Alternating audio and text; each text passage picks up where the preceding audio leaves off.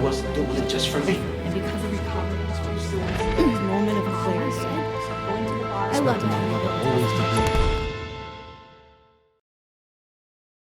As I sat in that outpatient group again for the 9th time, in the same chair, in the same place, with the same counselor, and when he passed out those worksheets, I looked down at it and I just felt so hopeless and exhausted. And I looked up at him and our eyes met. And I said, I've done this so many times I could teach this. I'm done. Then he looked back up at me and he said, then why don't you do that? Why don't you actually go out and do something with your recovery for the first time in your entire life? And his words hit my heart like a dagger. And I knew I had to change. I knew it.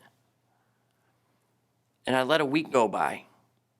That whole entire week, those words were swimming around my head like a great white shark seeking its prey.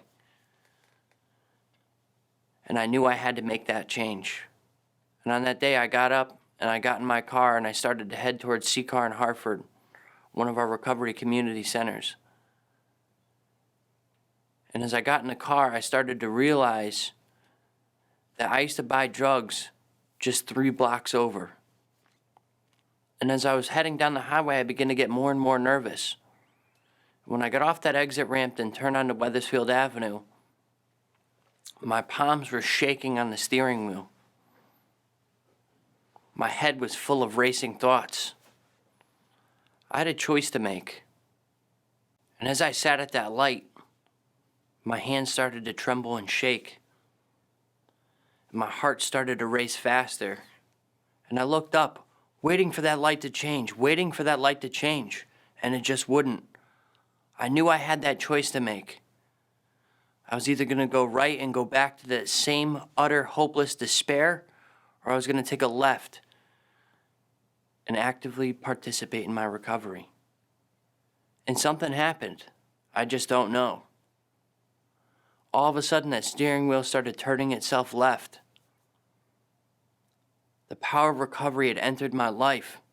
And as I pulled into that parking lot and parked my car, I knew I was safe.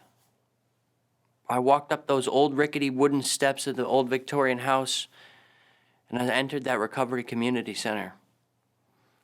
I had my old typical Hartford County crew cut and my white tank top and basketball shorts that were like 3.5 sizes too big and some old jailhouse shower shoes. And I walked in and everybody could tell I was new. And across the room I made eye contact with this warm, vibrant man, the spirit flowing from him. And he slowly approached me and he raised his hand out and he said, "Hi, I'm Mike. Nice to meet you." And we began a conversation. And in the middle of the conversation, he looked up at me and he said, "You're going to be a great recovery coach someday. You just don't know it yet." And at that moment, I knew everything was going to be okay.